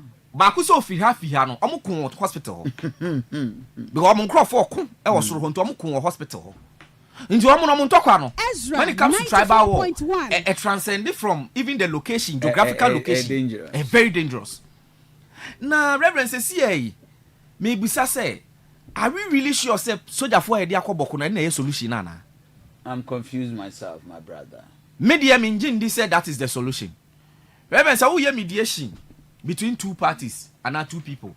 Nani pa na oni omo kasa se omo nji asemuntu no mankasa anya omo adwin so omo agi atuma opa mediate said den kofa Yesu Kristo bra no mbra met no omo finfin Yesu sorry call ya omo esa kontokwa no because omo mankasa anya omo adwin say say you ra start ye hu kusa se ni mamprusi omo ba ha bebre ana meboa basis ye cry ya ye difi north ba ya omo ba be hia ye wura until we were all expecting senka ba for manantisa but I want to say as a people peace. Not to cut you, on Monday I had extensive discussion from Bawku. Okay. The point and emphasis on making is there is a Supreme Court judgment. Okay. Declaring somebody as an illegal chief. Okay. First, for peace to prevail, act on the court order. Okay. Now Uncle Transit. Okay. Now okay. So you okay, he is not as the court so said. Okay. Until ensemble transfer, they go forward. But now that from political point they declare illegal. Now as and Komu at a point in time he was declared personal non grata. Okay. Over that area. Okay. Omo accused Dr. Mahmoud Bawumia said because we am imprisoning. Nanado has said the guy was illegally installed. Okay. Now we am imprisoning no. Bawumia ntimi anhwe to act amiya ntuni nu am imprisoning. Okay. And then etina Domama can say there is only one chief known. Okay. Omo de say anything illegal being perpetrated the law was going to act. Okay. And I'm still you are not enforcing the Supreme Court law. Okay. And he said they work on mediation being we betimi akoso wa bra what other few say illegitimate akoso illegal no egusu ho. That is all the problems now Reverend asema who can say sadia say nka enye problem for now. That is the basic because emremu no Supreme Court nkwa na ewo to me say ono any decision o team review sani awo kan it is awful say sad judgment no kra no enye papa we should go for review. Exactly. And let the Supreme Court look at it again. If omu confirm and omu depart from their previous decision, so be it. Because say this soldier for Ezra 94.1 400 soldiers. 400 soldiers. Now how is buying and selling going to continue? Economy nankase na Bawku na beda koso from 2 p.m. to 6 a.m. How? Enti from anopa 6 ekosi 2 p.m. pen omo ye active. All ejuma close at 12. Oh, come on. Every businesses in the community 12 o'clock. Bawku, Nelerigu and its environs 12 o'clock from 6 a.m. That's 6 hours curfew, you know, and sure. Until from 7 up to 12. Yes, we do it. Go home. Schools are closed down.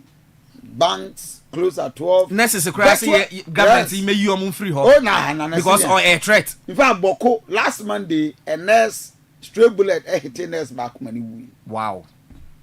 Are they any dangerous? And I agree with people who are calling and say we should declare the area war zone. Okay. See, Kanya is saying share, Reverend, and no, me wo Munuan Angel FM. Na me can send you say. So, almost say near can you possible. Assassination. Ya measure assassin yenche mi no. Kusasi for only half. Na man pusi for so enyi hini wo half. Ni enya ehini for mi no bi ani na assassin so. Because ye hunu ne ese ye tai ye say mom bi emu. No man kasa no inti say ye mom da from that time you muntimi nya hwe. How do they feel? And the students say wo ya evacuate om. Meboa. Because of ye kun bi ni na sefo. E de inti ene ya SS4 be ko school yi. Omo ye be place omo sa Bawku senior high. Omo be ye den. Adenti na omaimu no de bia honko na from Nkrumah times that problem no. Inti omo ankasa as a people no. Omo ntimi ntina sia no omo kan che omo say look. Ya fe de ye pesi ye twa so. We are submitting to peace. Ya ankasa no ya bre. And I remember the funny thing is, pennyfo ne nkokora omo mo ebedu no madaw. Na membu ni mo na edi animu na yeku omo. Obi kura bisa say edi resource pa na e wo Bawku a wo mo ko hu. Ask again. Reverend. Resource bempa besi ana eye share butter ana den. And I go the people. I don't know. Beyond the people. It is just pride. Something that we can talk about. Let's share for them. Let's share for them. Assassination. Oh, Reverend, me say assassination. Kusasi 1,000 hectares, 500 from her to her. Kusasi for dia. From her to her. Mamprusi for dia. Mamprusi for munyi mohina ono bedi muso ha. Kusasi sunyi ne hino bedi so ha. Obis bisa me say okay ene lawyer na okay na hospital na me say look ye be create region no baby ani e pese ye the capital no social amenities ani ni ho ye make sure say ye de bi be ko ana me boa it is a hospital no kodi am prison for side build a hospital for the Kusasis. It's as simple as that ya bre omo because here omo posture no e kwakwa it say senior wo kan number 1 judgment no ye enforce ya ye nye number 2 Yesu Christo fi suru kra ba kasa kire ye ye ntie because ye dey atu ye team say ye ne ye the right people to lead and two masters cannot serve in one ship enipa kumri do so dodo hwe ye kan wuti Kumasi ana wuti Accra e be wa adwen say emfa hu but and Reverend I know say wo hunu nipa sika kwai a month ye say Bawku so just 400 years you am ye say asem ketwa go and check we dey 400 call you already police na me fidie so na police fo aye do o makowa every day say ma o mu 50 cedis no ye say ma yo o me su ya say if they cry to me accord the interior minister the following hours na do musika ma o and just about there were about 600 police akogu wa onwo aduane a ese eba no mutimi to aduane di ne kra no omunye bi yeah and because it's almost called special duty inti allowances be abe jump you yes be abe special more because they are going to risk their lives we are spending all part of the whole country resources yeah base no wo north no omo niam omo wo no ente se ne wa Accra nti there self like you say you be self fuel cars ni bi afi Accra e de akotwam akọ north enti uti wona de oti Accra uti Kofodua uti Sunyane wo se wo Bawku nsem na mfa ho papa uti atasa ne de akoma omo ne de akoma sojafo edi wo Bawku look me de masante se mu hia me ya santini omo mfa me fore ye omo anya omo ntokwa no mo ko a enru soro ho. And nobody should think say or set it trap am up so enye ye me kan ha enye ye because see ana am so up so kan up so ka say a b for ntia se or ka say b c for ntia se me say omo ankasa one should be able to throw in the towel and tell them say look yate either say na me kan ye be cha asase no mama na yate wo de man proof for ni so who are obi en ho be ka konwa so ye ne ye be ba be succeed and also your alternative I see can call me good professor ho. My own brother, good professor, Matsapon. I feel joy when you are around me. Because me near Krasini. Far away Western. Mestres are Memphis Central. Free body. Here walk Manso Memphis. Yes. A quantity. Na kwani kwasamba ya kan galam say so always your mod galam say ni na be fa kwani Enti mestre mumu ayen. Prof is terrible. Yes we can Ghana. Last Friday na Oluma ho do donate my brother by evangelist Sami. Okay. Eko fa no Western region dominance. Na oba was Kofi. Kwano. Oh. Now so be me na kura so ni free o. Sure. You free ewirem hotu. Sure, na chi o. Na chi adom. So no, but and ironic aspect is that since 92 from after Seshube Kwai, yes, Eko de Wasa and the whole they've been voting for NDC all this one. Mansoa Memfi Agona, Asankra Gwa area they've been voting for NDC. Ghana kasa hinterlands na bebre na no voting for NDC. But na sem be do development. Terrible. So bad. Pathetically, quite a big push here at forcing Bobosi. None is in the in the Western region. None is in the Western region. I see. It's our area. It's our Joyce Kujo ya. Kujo. Say musician. The musician in a wifey. No, MP or and they are changing their MPs. Yeah. Consistency. Oh, I mean, so it's bad. 2024 voting in DC. And I make us say that is a new girl. So let's see how the government. Yeah. But the first time the road was awarded was 2014 there on. And no can buy any be free so. And on the mine that is Cocoa Road. Yeah, Cocoa Road. So buy on so no more year forensic or the road or it for the become. And on mine na dawa. And we are since 80s ni mu nkromanum time omo ye kwan. The pathetic part is you see genuine road construction.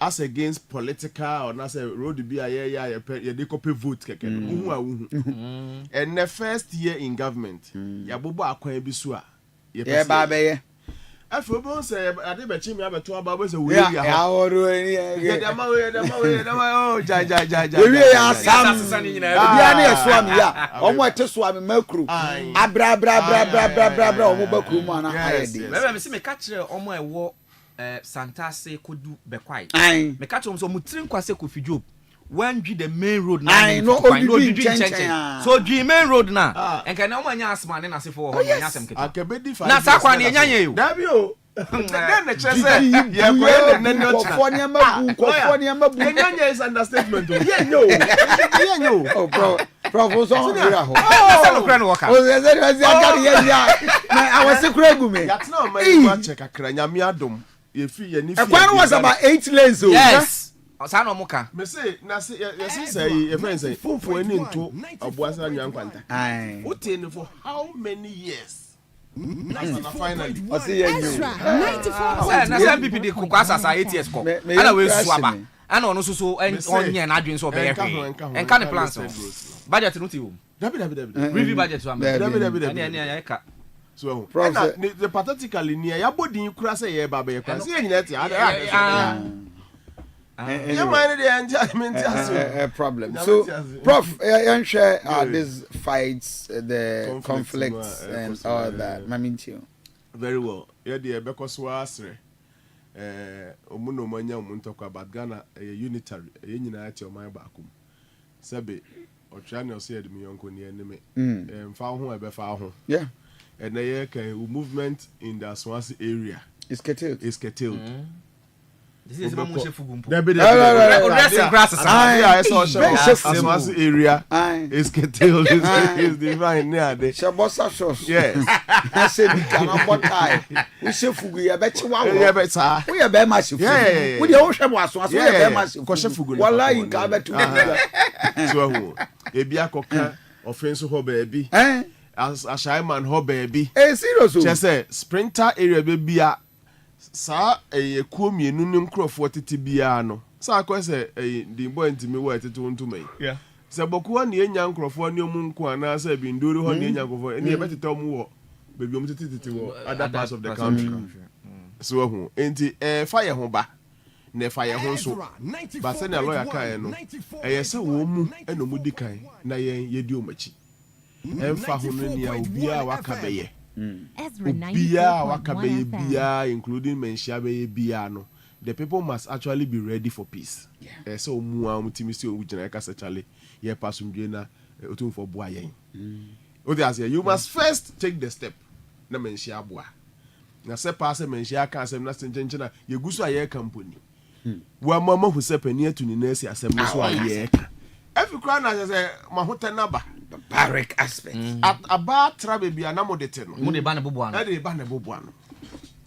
Enti nyame ni mini enye suban papa on mo share chire no me no paso Ezra 94.1. asase no. But John Mohammed did say individual has been exerted just to discredit his government. Na sana net year last time na. No. You see, Reverend. Asem we wo hu. Ye kase ye wa ye nimpa aka omampani mahamaka ho. Of course. And am ya bedu be. Of course. Omampani engine tumu say politics no extra boundaries. Enti there is no way I say at any day obi the politics a defining boundary dey any politics. Enti better say religion. No, politics transcends religion. Mumi yensha nenso. Sa na tribal adin so no politics it transcends politics. Sabe in a political party democracy no. Won't mean ko shaba ko achi nkoya ma ba ko hu nkoya hi nkobatan. Hwe ne ko so okusa districts no kusa constituencies ne mako nsia. Answer ne ye kwakoto aba 2024 na MPP wo mu mienu na NDC wo mu enan. Kusa constituencies no. In fact the mu ba ko kra the MPP lost by 27 votes. It tells you say kusa ofo no they were politically all embracing. Na omu mfa NBC MPP ho. No mu je politics amanyo ko ni nyina. The places that NDC win here ne kra na 27 votes na mususu kakra kra no. Utimi say 47 maybe at 30 something. O match votes balanced people, politically balanced people. And na 2024 eba yeah amanyosem. And na ayi obi na e supply to MPP ni bi na me person ebodi ya glorify those allegations that were going on. And na supply to mo obefa akope na ntokwani mo yesei. In fact say NDC neteso a anka anoma ba krangu na MPP baso bia na mo ha ntokwasi. Why from all those comments? Ni nyina na efri. Arefisa ba biti. Reverend Ekoya akoba say afedie kusa constituencies nsia ni nyina ka bomu ye press conference say yen ha ya bane osono yen to and its symbol to come and campaign ya bane obi obeba obesha red blue and then enye politics na yeden ono munya zero no ono MPP nya zero no TCC no the seats that were 2-4 I mu ba ko pusiga crowd na difference 27 votes a chesa man for there no MPP lost all the 6 the 6 seats ni nyina lost, so you have benefited politically from it. Of course. In fact, you divide chair or manfo ni mu mienu on political lines. O manfo ada obukabo boku MPP wini boku pen. Wa uni aba Hawaya kobo. Do you get it? They were politically, in fact, amanyo tribal issues no mu mamprosi kusasi issues. But na politics kan omu boku. Politics united them. MPP are filing kusao candidates severally. And no matter Mamprosi candidates severally. In the politics, they are division lines now. Mummy and 2024. And then this is for introduce our political lines, and they have benefited. Abuomo now was 6/6. A triple over all the Upper East regions. Now they have 15, and then this year 0. MPP has 0. To the extent that a polling station, but we have 0, sir. Me say me research in Upper East. There are some of the data I rejected here because I thought me Crawford no mu chantro. Wow. And to me, must say party to say MPP nya 0. And to me rejected some a different team sakoye. Wow. And so still, no 0. Yeah. Do you have a report on the by one? Yeah, only a report on the by one. Now there were 4 regions now MPP was going to get 0 in terms of members of parliament. Now Upper East kahon, now Upper West kahon, Oti and Avota. They got 0 in all these places. Oti ni Vota nyangwa because it has been so for a long time. But Obia me can't say we children about Upper West and Upper East they challenged the results because the hunt is Inti mesre or benefited politically from it. Comments best suggest say politics be na ekosu no be na ekosu bia no going forward. Yen treating as a national security issue as it is. Police for call. You feel say soldier for nko bo soldier for nko. emra mu ehwe sa asomdwe beba ho no na hensem no nsiesie no so koso e wo menhia se na 242 desi so no na emom no ni nyina se na mdi kan mekan e bewie wo mu ankasa. If they are ready for peace, Asantima is ready to help. If they are ready for peace, then Tagana ye nyina ye di ano bebom ni aboa masomdwe kro no aba. It is in the presence of peace ansana omupe development bia omunsa beka anya sa me coming come no sisumna so me nka mfa modua se passe mpunto ebe koso wo sa bia e ho obi by 12 no wada omo be hot say na de na adu 12 o'clock mo point na bi na so kra okoyin ebotu amada ebo nyimre rebe omo no aduane wo ho no unu aduane kesi a wo sori ntemu se da bi na me kire se no wadi anu be bin kra na ka few time aso na me se du baby na sojafo na ekakopata omu conflict no omu na ekodi dwade bre omo. Look at this. So but I saw there was a video MCR baby we are after this video you can go for a commercial break. Radio will continue. Yes, is this a kusa one person atwam abesena kodidwa that was a Bawku as one of the year police armored vehicle one diha yes this is over 2 kwan this is utria 500 yes this is a military guard escort and yes I be shoot me say muso born now call without military you can never come sister station Bawku interview opani bi a wo hon mo is a presiding member ho baby and na common question ni nyina chi you see a worried man talking I mean and na obisa the last question say it is here no that's sorry no power Bawku a ene ne mpatemu a how do you foresee the day going like a typical day in Bawku to say papa ne say in fact or no any nkrophobia oni mu kra mu yempanifo a they come under some level of protection no omu sorry no pa bia omu dan nyame. MCR will turn for quick commercial break. Coming back alive is not a show. We'll come back now. You have to radio there. You trust you get my journey on radio. Wow. Now TV better than just 1 minute. Wow. So it's so terrible. And the boys that they were being beaten, I just say, yeah, mama, yeah, press up. What were the things are now? What umpum baby? At the end of the more my bet you are bantensono. To some extent, some of them, Grandponu, the military has to force them into their various rooms and their yards. And as you see in the video, no. They were asked to squat, they were asked to put their ears, they were asked to roll on the ground and respond to certain saying by the military, say, we will not do that again. So that was some of the things are now echo. So. Is this a cast in your mom could be bana? Sa pepe o cheka na onim se tama obewura na Nelerigu no na abo apam tour and you have to be somewhere and now you have to divert your route to Babia Okono.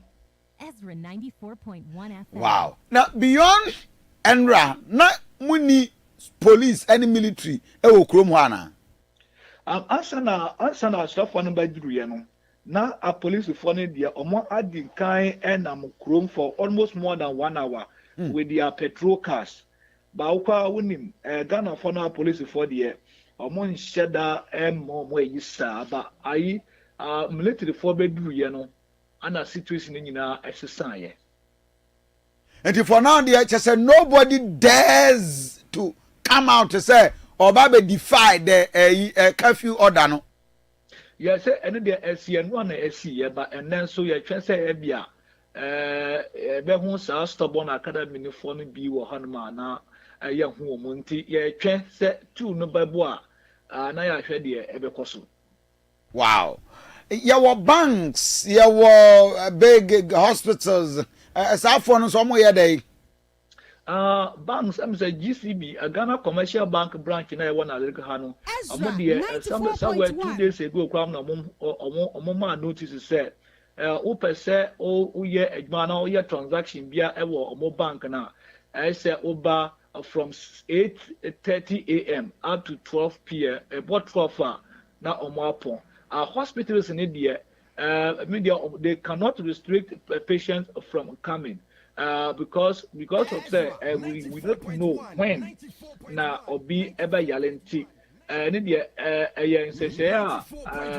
management of the hospital and regional police command no among the better now allow will be among the hospital that person will have the free movement to do.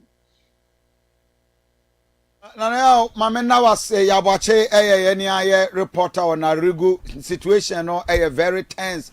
Na sisi the military awo amorao mora we are bema tisi abonting wala inka wankasa obeto samia and a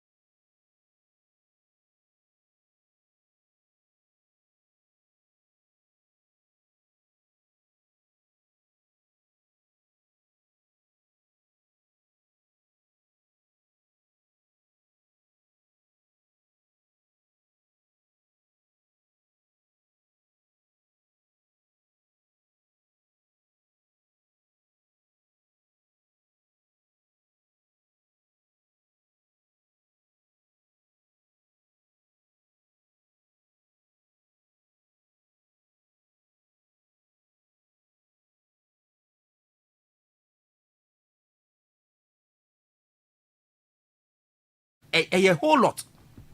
It's me mom dear. Senia kosu akwetiana is anything to go by. I see. And they have to watch out. Thank you. My good professor. Yes. You will come in this as our last episode of discussion.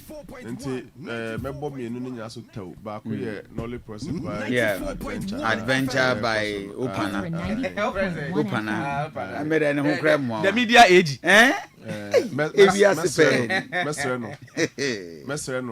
Politics no ayana corruption see ye bo bi kromfo ye bo ne kromfo na ka ho pa ene binum didi nkonim ene binum so didi nkugu enti say do wato saa so ye na no say wo na wo ba behwe no prosecute all the propaganda true or false na e course no a ye say ne oba bebre wu no enye say oba odem pafin nam minim ni otu Dr. Yinefo the path whatever reason ya de be change you adaba be press conference be chire mu bia no you make yourself more ridiculous. And you are a lawyer, you know. You know. We are not that always media. Me say when a matter is even pending before the court, you are not supposed to comment on it. Now how they say? Your best friend or abusing the power as an attorney general or abusing the papa. Wa create MPP for be no me akron for oba be chiomo. Adebechi bia no cancel NDC case back. Adebechi bia no cancel NDC. Are you not demoralizing your own morals? So when me the minim baby onyasa ni free cry. Adeche Monday ncheche mo be chire mu cry na mente ase. any say Bright Simmons did different analysis about HSS 60% now can cry and just less than 15%. Or less than 15%. Now what cry natural will say Eka ye GB.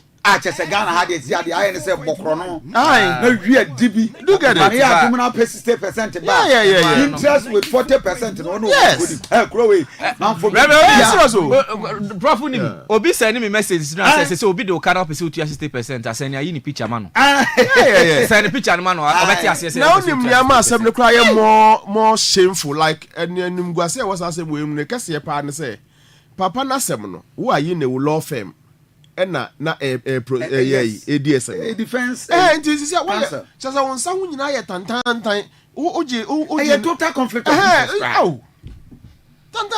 tantantan ma oba ya asem kro na wo manage while you were in opposition na wa be your attorney general you feel you have the power to discontinue the case and say can be where to do be na ye fa kon na ye JPP for no so unya kakra ye asem ka che no sika na obi wi na unya mu kakra ye. And you have lawyer Martin Kwebu, a senior lawyer, respected lawyer. He has lost say, his value. Half a loaf is better than none. Away from this.